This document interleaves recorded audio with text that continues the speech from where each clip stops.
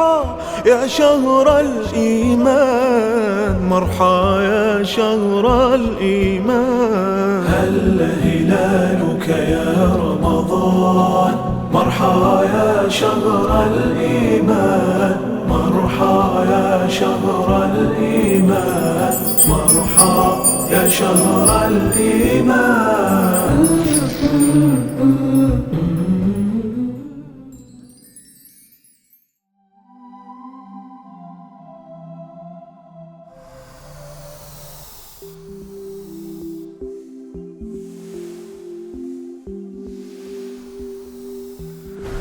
Oh my!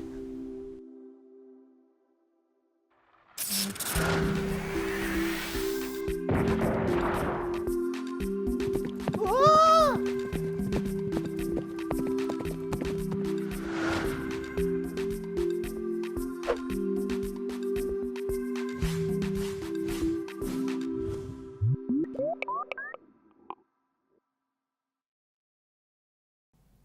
Alhamdulillahi Rabbil Alameen. Allah is truly all praiseworthy. Oh, Assalamu alaikum and welcome my explorer friends. I'm Ibn Haytham and this is my marvelous telescope. It's special because it goes back in time and can visit any place you can think of. I sit here night after night admiring Allah's wonderful creation. Oh, what's that sound? Come, let's take a look and see. Subhanallah! It's the amazing and giant world of the elephants.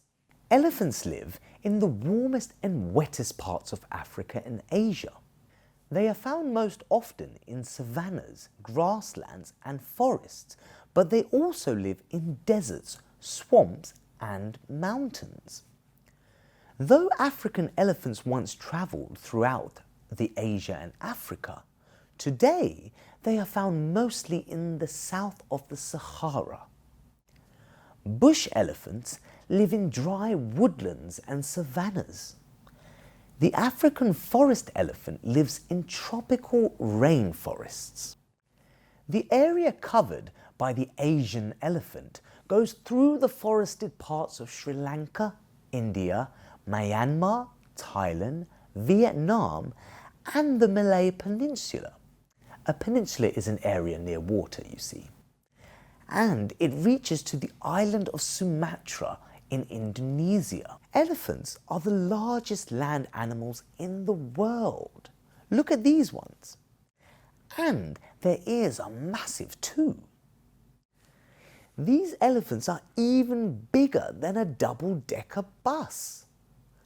The largest elephant on record was an adult male African elephant.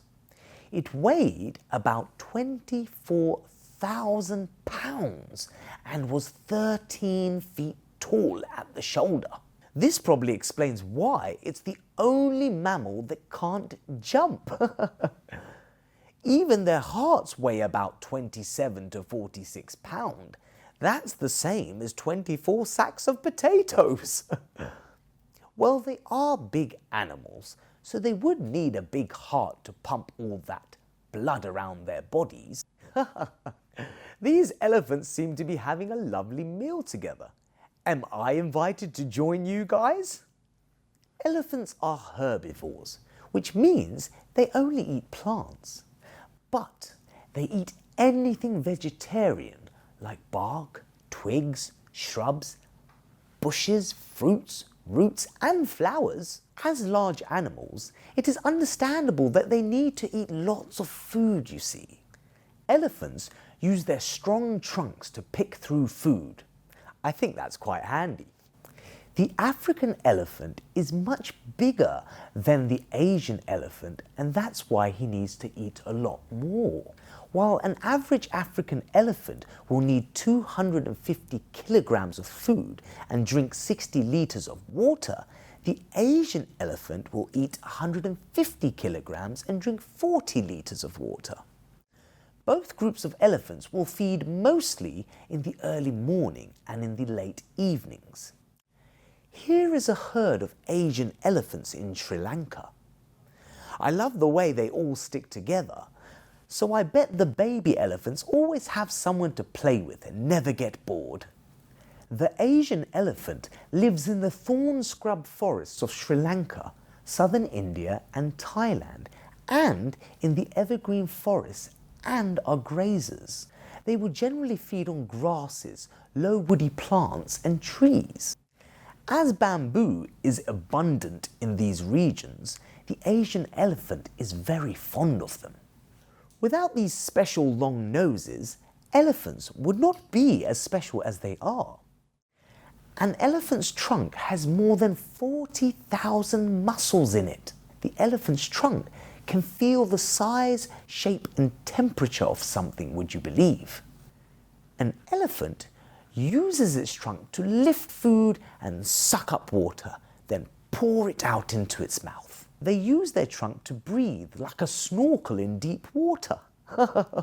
Wow, no wonder the trunks need to be super strong. It does so many jobs. They even wave their trunks up in the air and from side to side to smell better. These elephant feet are so round, just like patty cakes.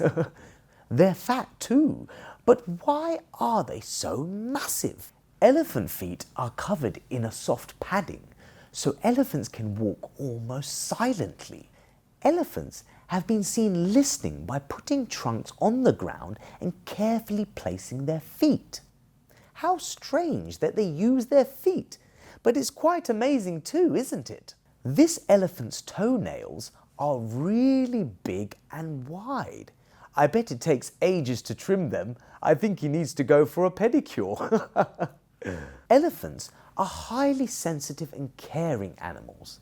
If a baby elephant complains, the entire family will rumble and go over to touch and caress it. Elephants show sadness, happiness, caring, and even playfulness. Just like these elephants, they are always close to each other.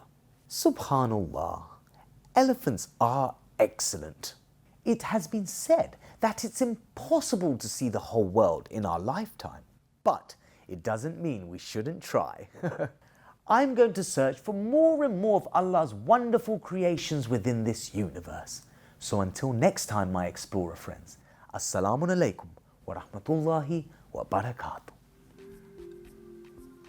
Subhanallah.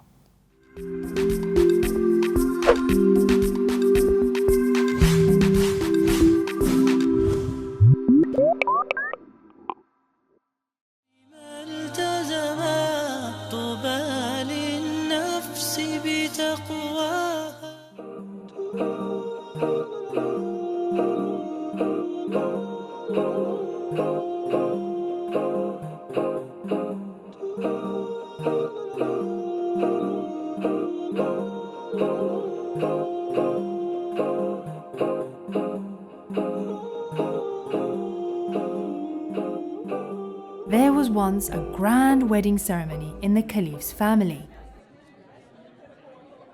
The whole kingdom was invited. However, when Bahlul arrived... Bahlul, this party is not for you. Why? Isn't everyone invited? Yes, but look at your clothes. You look so poor. Begone, Bahlul. This party is not for poor fools such as you. After some time, Salamun alaikum. Please come in. at the royal dining hall, I wonder, who is this man? He seems so cultured and refined. Perhaps a noble? He does look familiar. By Allah, what do you think you are doing?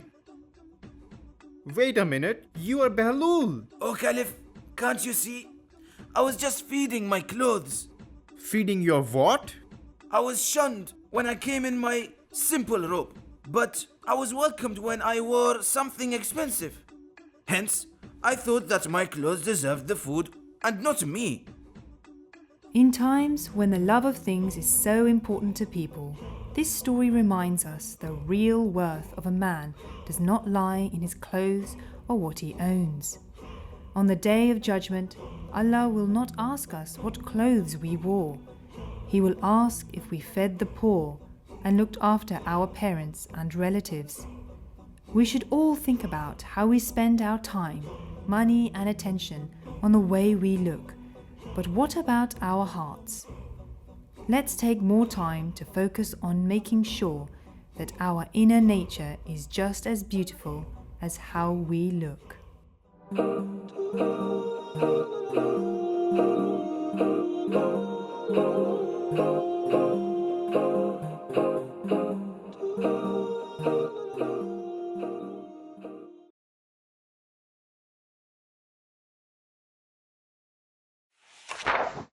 Let's learn Quran. Surah Al-Falaq. بسم الله الرحمن الرحيم. بسم الله الرحمن الرحيم. قل أعوذ برب الفلق. قل أعوذ برب الفلق من شر ما خلق. من شر ما خلق. ومن شر غاسق إذا وقب. ومن شر غاسق إذا وقب. ومن شر النفاثات في العقد. ومن شر النفاثات في العقد. ومن شر حاسد إذا حسد. ومن شر حاسد إذا حسد. بسم الله الرحمن الرحيم. قل أعوذ برب الفلق من شر ما خلق. ومن شر غاسق إذا وقب. ومن شر النفاثات في العقد. ومن شر حاسد إذا حسد. صدق الله العلي العظيم.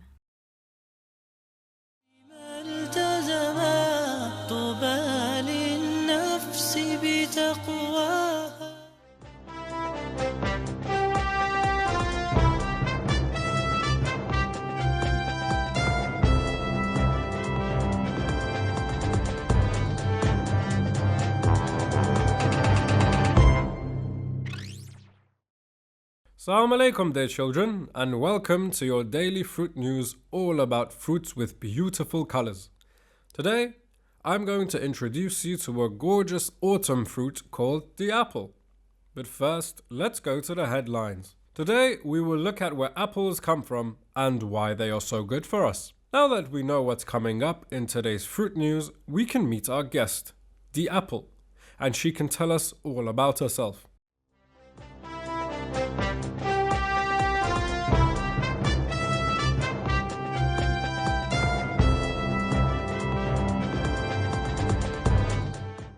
Assalamu alaikum, Anisa. Walaikum assalam, Basim Banana. Well, Anisa, I'm so glad you could join us today, and the children watching at home are as well.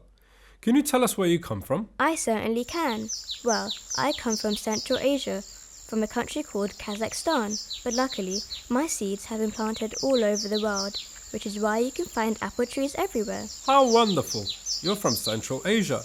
Please carry on. As the children may know already, fruits are full of goodness. Apples contain lots of vitamins like B1, C, and A, and I am full of fiber, which helps you digest your food. What other ways do you help the human body? We would love to know. Well, I can help make tummy aches go away. I'm good for coughs. I can stop too much fat clogging up in the veins in your body, and so many other things. Wow, that was fantastic. Thank you for this great information. It's so helpful to know these things. Thank you so much for your time, Basim Banana. It was a pleasure to be here today, and a big thank you to all the children watching. Apples are full of goodness that fight germs that cause colds and coughs. Well, that's all the time we have for today. See you all again very soon. Ma salama.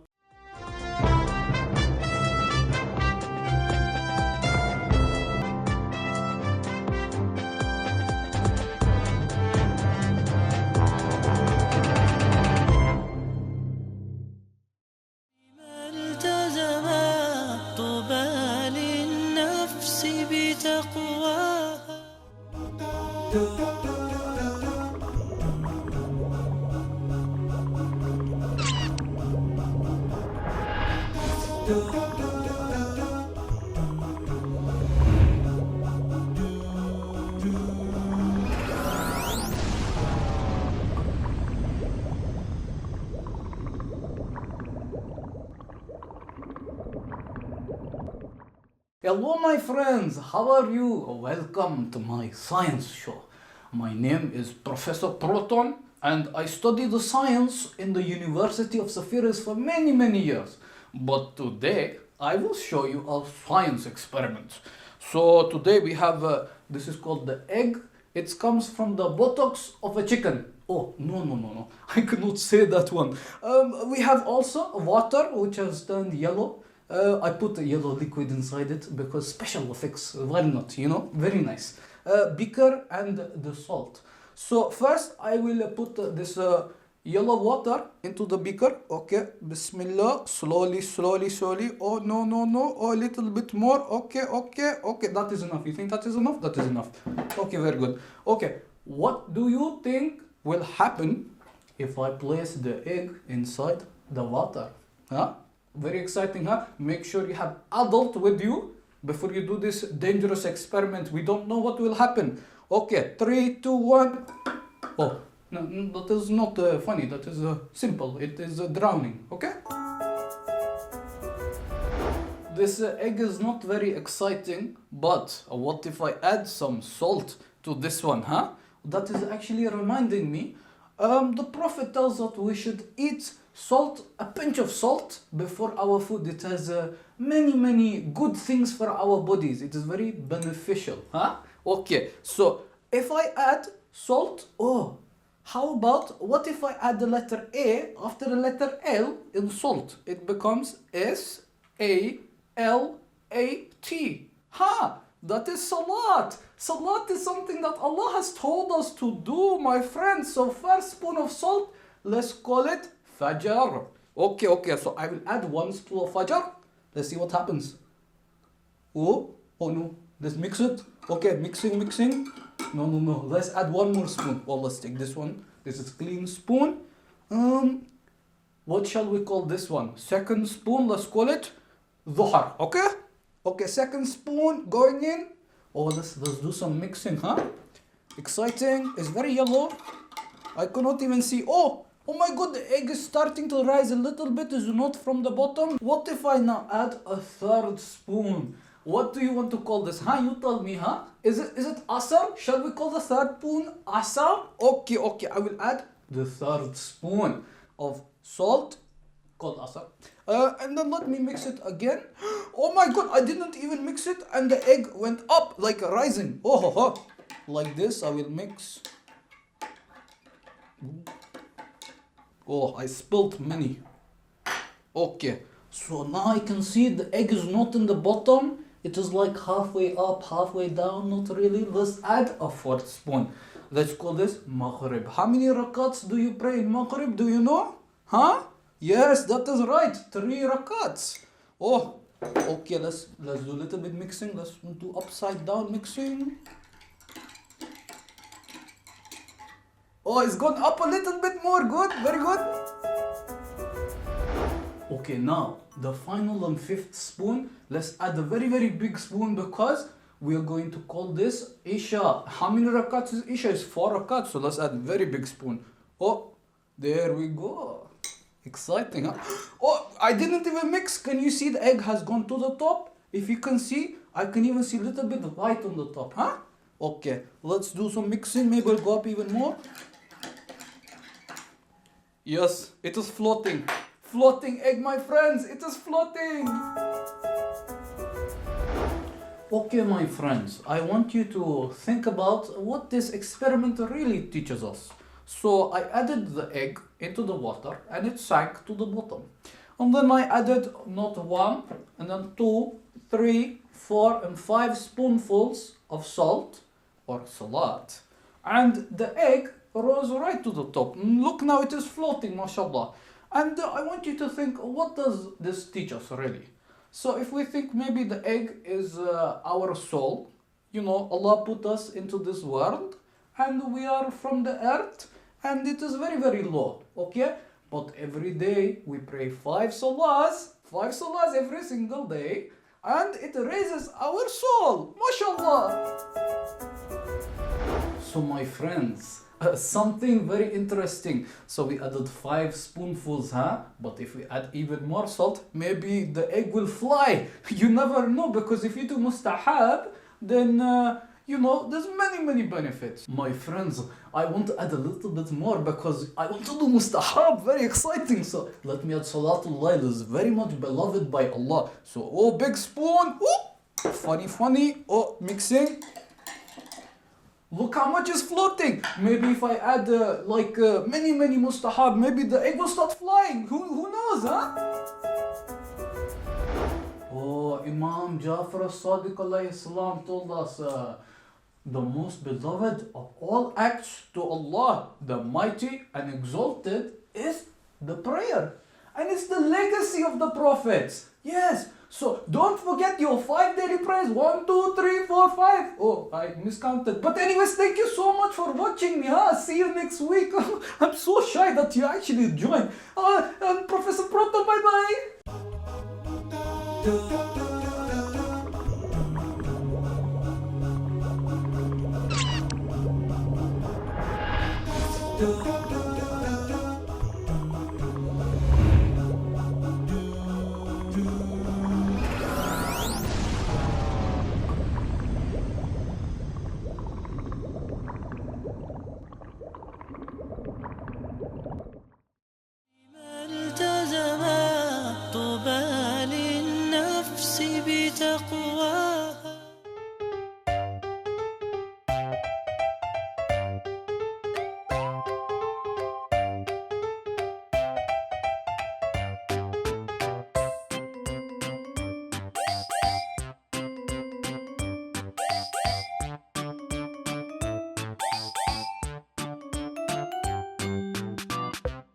Salam, my name's Hassan. Salam, my name's Sakina. Salam, my name's Amina. And today we're making cookie truffles.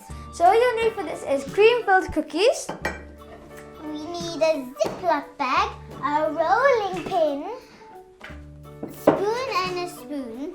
We need 2 spoons, a big bowl, And cupcake cases. pin. Yeah. And we also need cream cheese. So first we need to put the cookies inside the Ziploc bag. First we're going to put them inside.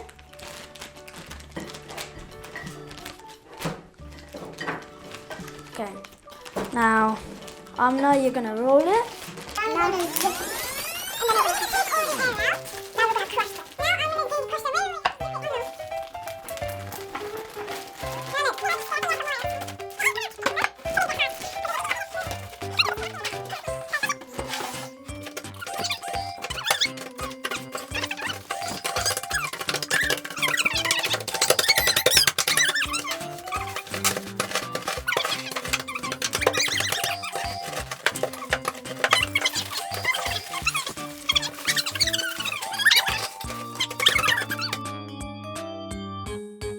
Okay.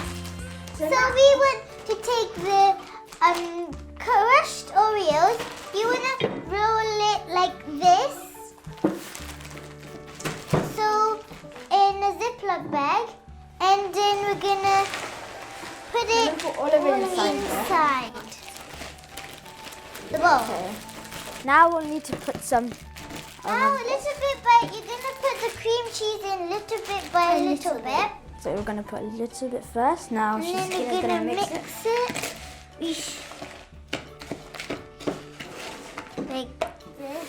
And then next is my turn. Okay, then I'm going to put a little bit more inside. Now Amna's going to mix it. I'll put some more inside. My turn to mix it. My turn to mix the Sakina. Okay, now Amna's gonna mix it. Mix it. No, I haven't put the butter. I'm gonna put some more. This looks nice, doesn't it? It's very nice. Okay, I'm gonna put a little bit more. It hasn't sun it. Yeah, it hasn't your turn. And you need a little bit more.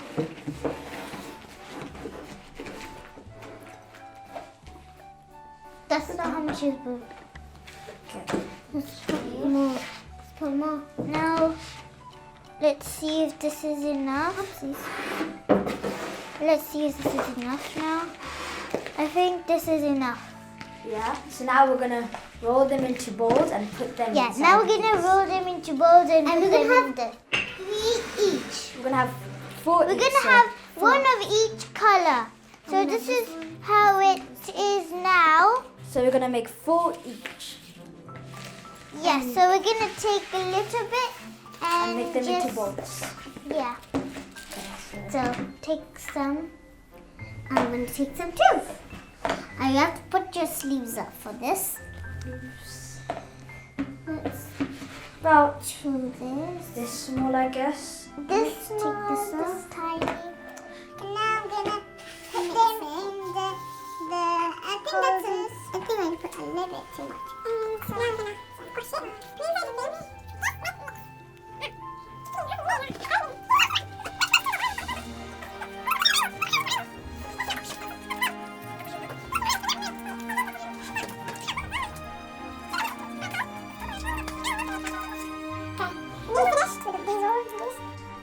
Then we're I gonna just have last one. crush some more Oreo biscuits. Monza. Gonna cut some more of these and gonna put them on top. Yeah, because this is very messy. We're gonna crush some more of these biscuits a little bit, and then we're gonna put it on top of these. So we just need like one to crush. And I forgot to roll my sleeves up, so my sleeves are dirty. Let me see. Mine was not dirty because I didn't forget. I knew. Okay, so we're gonna roll them.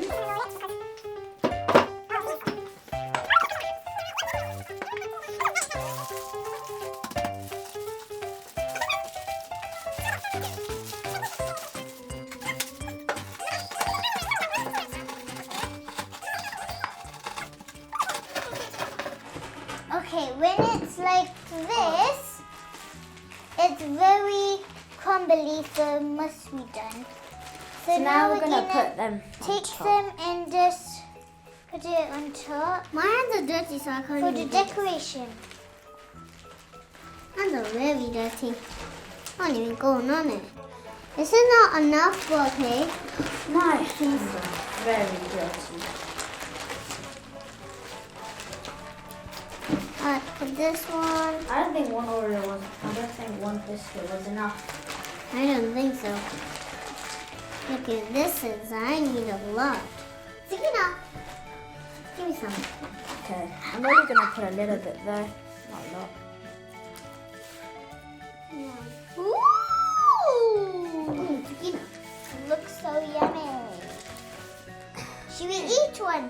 I'm gonna pick my favorite color, pink. I wanna pick yellow. I'm gonna pick blue. Okay, let's eat it. Ready, steady, go. Bismillahirrahmanirrahim. This is really good. I'm gonna go good. Really good. Love it. Bye.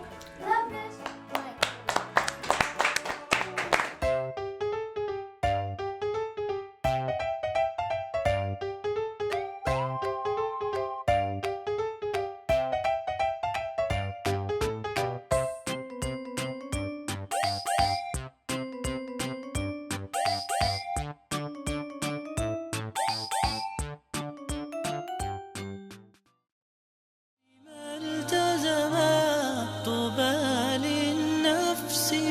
تقواها.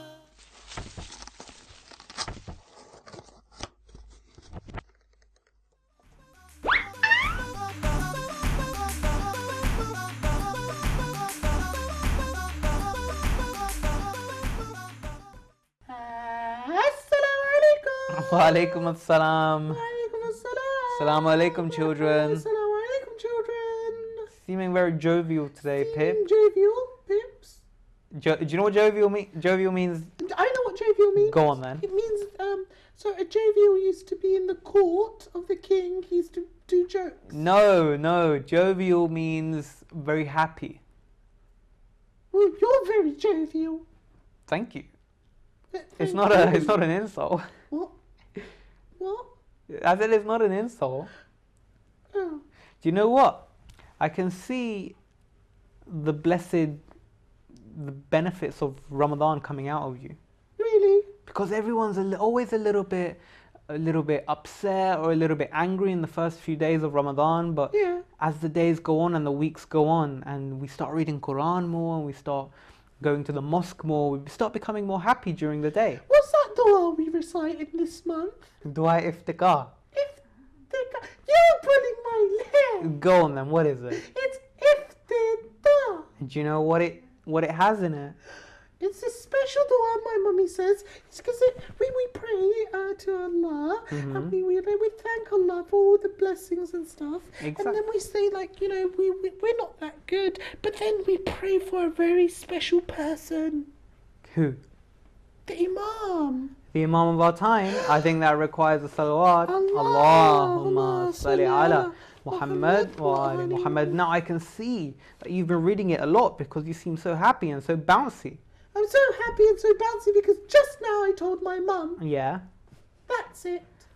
That's it. What? That's it. No more monster songs. No more backbiting. No more what?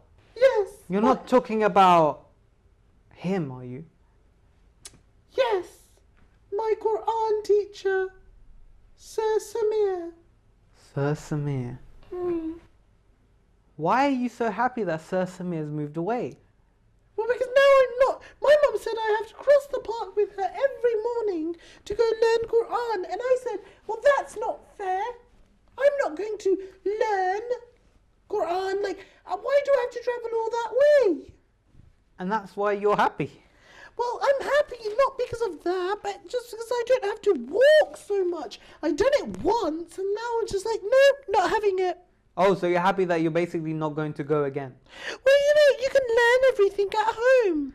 Why should I have to travel to learn new things? I mean, I don't understand. I can learn everything on my monster computer. I just want to learn everything from there. I've got books. I will start reading them myself. I don't need anyone. I don't need to travel to learn. You know what? You are right to a point. The internet is so fabulous and we have so many books, and I'm sure if the children ask their parents would have so many books that we can learn from. And it's very important to reflect. Do you know what reflect means? Yes. Do you want to tell me? What you look like? In a way, yes. So reflect means to look inside of yourself and to see what good things you have and what bad things you have and work on the bad things. Oh, I don't see. Do you know what? I have a story. And you know what? I'll tell you the story, and then it's up to you if you want to travel to Sir Samir's house for Quran teaching. And if you don't want to, you know what? I'm not going to stop you. But I think this story might change your mind. Do you know what surah it involves? No. Surah. Let me guess. Suratul Kahf. Well, Pip, here's the story. Now, do you remember who the 5 big prophets were? Well, let's start with our prophet, Prophet Muhammad sallallahu alaihi wasallam. Allahumma salli ala Muhammad wa ali Muhammad. We had Prophet Isa. Yeah. We had Prophet Ibrahim. Yeah. We had Prophet Nuh. Yeah. And do you remember the 5th prophet? Prophet Musa. Musa, exactly. Prophet Musa alayhi salam. You know he's called Moses. He is. He is called Moses in Christianity and Judaism. Moses. And in Islam as well. But the Arabic name for Moses is Musa. Musa. Now, Musa. Prophet Musa. Musa. I like the name Prophet Musa. Do you? You should call your son Musa. I don't have a son. Well, when you do have a son, you should call him Musa. Maybe you should call your son Musa. Well, how about whoever has their child first calls them Musa? Yeah, because it's also the name of an imam. And do you know which Imam? Imam Musa al-Kadhim. The seventh Imam, yes. Yeah. Allahumma Allahumma salli salli ala ala Muhammad wa wa ali ali Muhammad. Well, Prophet Musa was once sent by Allah to a place. Do you know where he was sent? Which place? Where the two seas meet. And he was sent there because Allah wanted him to learn. Learn what? Well, here's the thing. So Allah sent him to the place where the two seas meet to learn. And Prophet Musa said, well, I want to learn, so I'm going to go there and I'm going to learn. And when he went there, he saw another prophet. Oh. Do you know who this prophet was? No. Prophet Khidr. Prophet Khidr, I really like him. Do you? Yeah. Do you know about him? I think that he had a sword, didn't he, as well? Yeah. Special sword. And he also taught Imam Ali a lot of things as well. Oh, like as in the knowledge of Khidr. Yeah, I heard about that. Even, do you know Dua Kumail? What we recite every Thursday? Yeah. That was taught to Kumail by Imam Ali. And that's a special dua of Khidr, isn't it? And that's a special what, dua. That's what Imam Ali says, because I was learning about this. Yeah. Because I asked my mum, why do we have to recite it every Thursday? You know, like how we have to recite Surah Al-Kahf on Fridays. I was like, Mum, why do we have to recite it? She said, babe, you know when Imam Ali said, I will teach you a secret dua, and nobody was coming with him except for Kumail. And so Kumail followed him and Imam Ali taught him. Exactly. And that's why it's called Dua Kumail. But actually it's the Dua of Khidr. So this is how special Khidr is. He's been here for ages. Ages. And he was waiting for Prophet Musa. Yes. Now Prophet Musa said, I'm here to learn, let's go. But Prophet Khidr said, well, you can come with me to learn on one condition.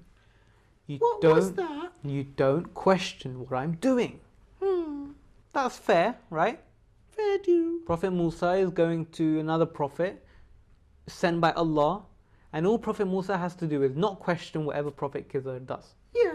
So, first thing, they get on this boat, and on this boat is some poor fishermen. Poor fish. Fishermen. Men's. Men who fish.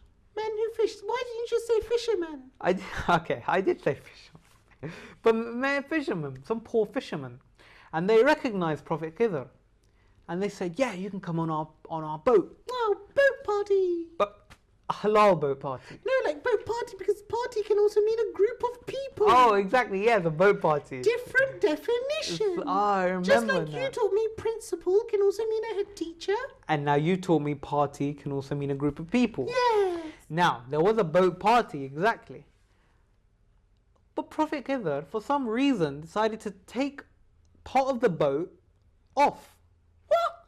Can you imagine if I invited you into my car and you decided, you know what, I'm going to take this wing mirror for myself.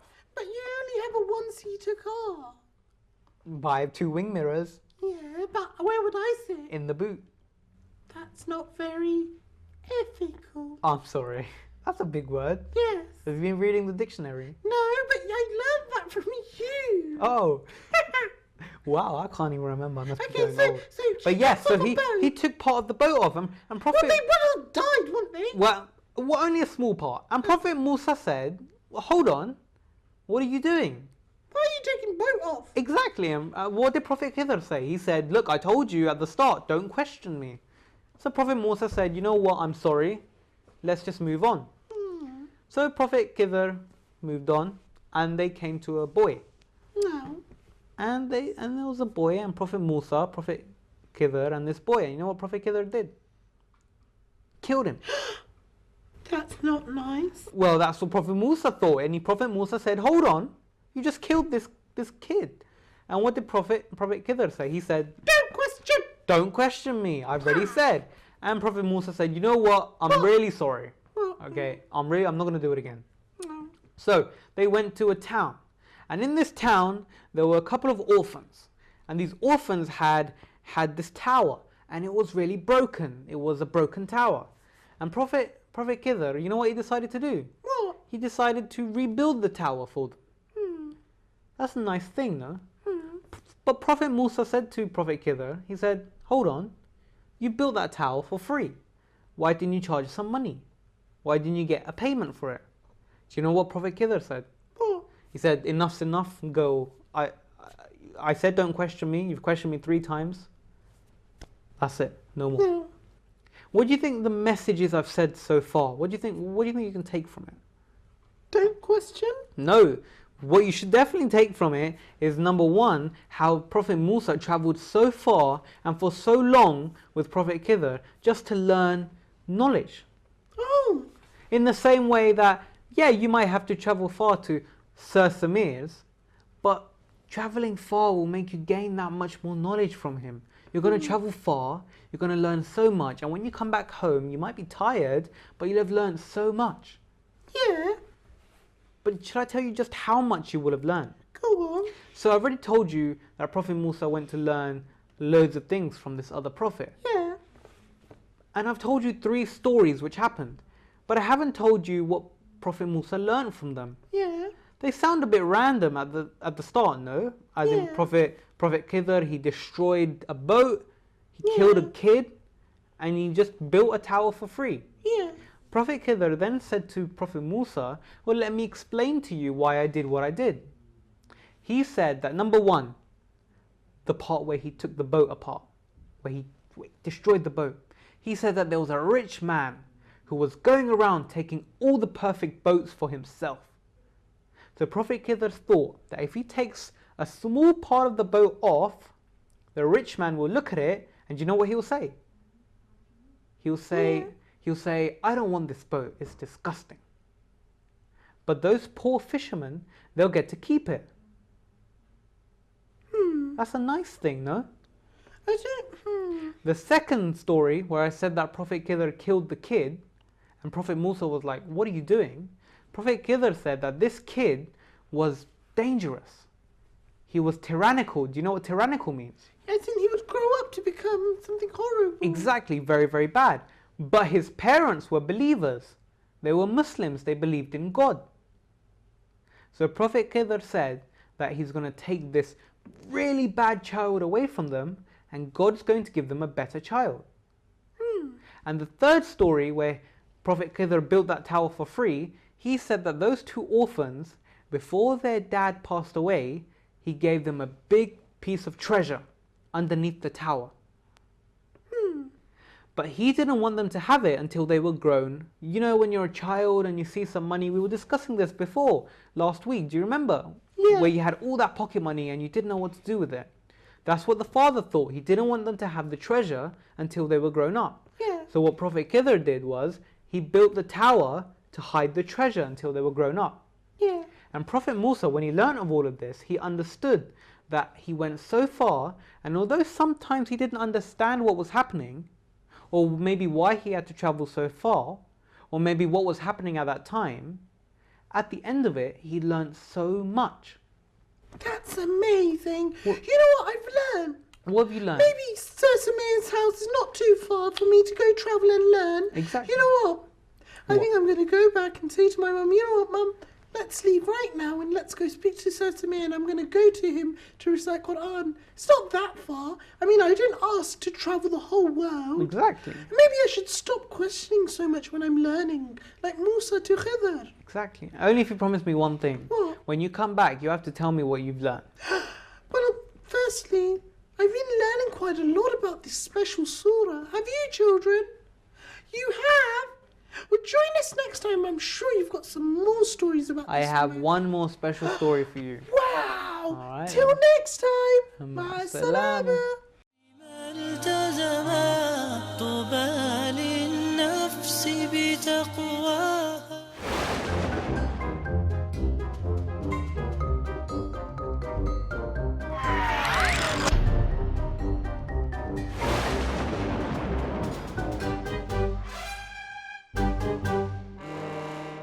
Assalamu alaikum, dear children, and welcome to Super Sheikhs. I'm Big Sheikh Hassan. And I'm Little Sheikh Hussein.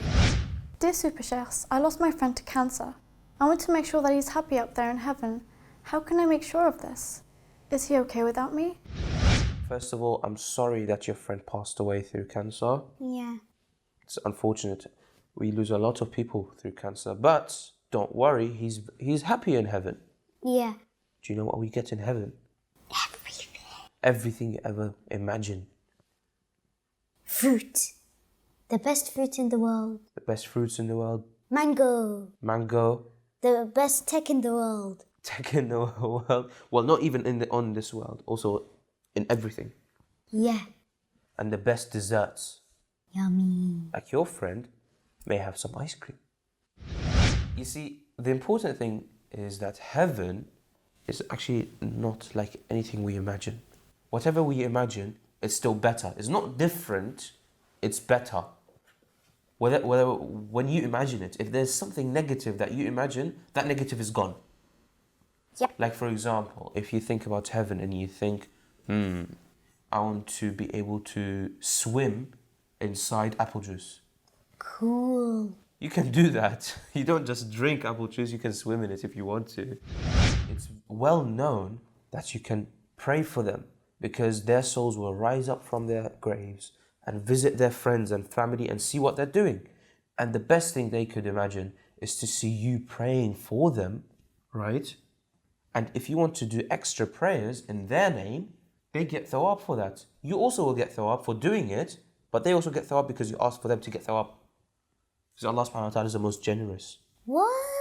That's really confusing. Right. If that's confusing, I'm going to explain that. So you guys are not confused either.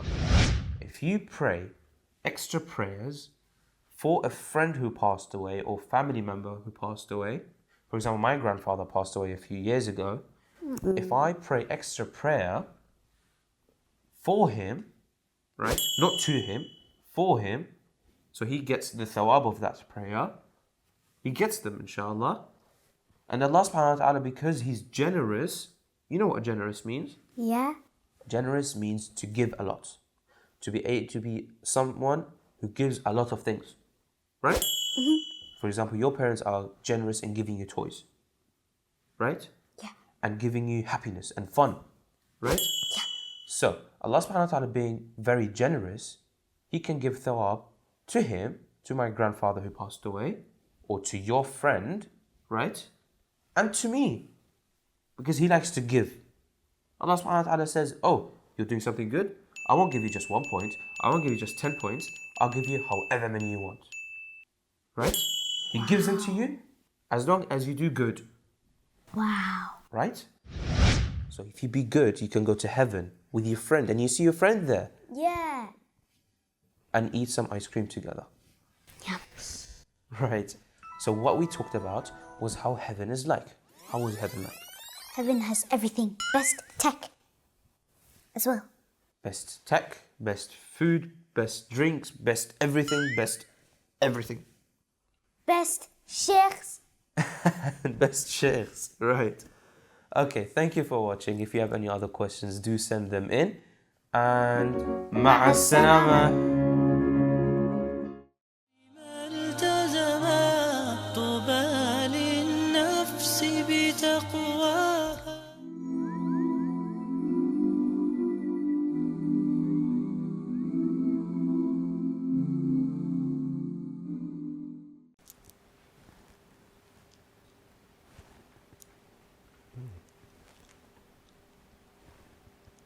Oh, hello and assalamu alaikum. Do you like my pebbles?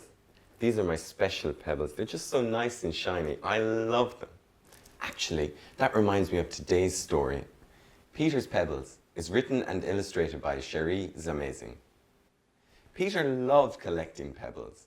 Large ones, small ones, thin ones, fat ones, round ones and flat ones. He painted his pebbles to look like all sorts of different animals. One day, as Peter was putting his newly painted fish pebble on the shelf, he slipped and the pebble splashed into his fishbowl. Suddenly, there was a flash of light and a bubble and a fizz. Peter jumped back and saw a new colourful fish swimming around in the fishbowl. Peter's pebble had come to life. Wow! If my fish pebble came to life in water, maybe my parrot pebble will come to life in the air, Peter thought excitedly. Peter opened his window and threw his parrot pebble out into the air. Squawk! With a swish and a swoop, Peter's pebble came to life. Peter then picked up his monkey pebble. Monkeys like bananas, he thought. So he put the pebble into the fruit bowl, and in an instant it exploded everywhere, and then a monkey was in the kitchen. Next, Peter took his crocodile pebble into the bathroom. He filled the bath full of water and dropped in the pebble. There was a bubble and a splash, and Peter couldn't believe his eyes when a huge crocodile appeared in the bath. Snap, snap, snap. Back in his bedroom, Peter showed the animals his map and pointed out where in the world they normally lived. Just then, Peter's mum called. Peter, your dinner is ready. Shh, wait here, Peter said to the animals. While Peter was downstairs, the monkey picked up the rest of Peter's painted pebbles and placed them on the map where Peter had said they lived. Suddenly, Peter could hear an almighty commotion coming from upstairs. Luckily, Mum and Dad were too busy talking to notice. Peter quickly finished the food and raced back up to his bedroom. Peter gasped when he saw that all the rest of his painted pebbles had come to life. I'll get in trouble if you stay here. I need to find a place for you all to live. Then Peter had an idea. He ran to his cupboard and pulled out a huge pebble. He had been saving it, but he hadn't known what to paint until now. Peter waited until everyone was asleep and then led the animals quietly out of the house down to the beach. Peter climbed into his boat, and then together the animals swam, rowed, and flew out into the ocean. When they had travelled far enough, Peter lifted the big pebble into the air and threw it with all his might. Immediately there was a deep rumbling sound, and the boat began to rock as the waves rose higher and higher. Suddenly, out of the waves, a huge island appeared. There were jungles full of plants and palm trees, clear blue streams, waterfalls, mountains, and of course, a yellow sandy beach. Just as Peter had painted on his large pebble. As the sun came up, all the happy animals waved goodbye to Peter as he rowed his way back home. I'll visit you soon, he called. As Peter reached the shore, he spotted a very strange shaped pebble. I wonder what I can paint next, he thought. Wow, how exciting was that story? Imagine all of those animals appearing in your room. You know, I think my pebbles really are so special. Oh, dropped one. They are special, subhanallah. See you next time, inshallah.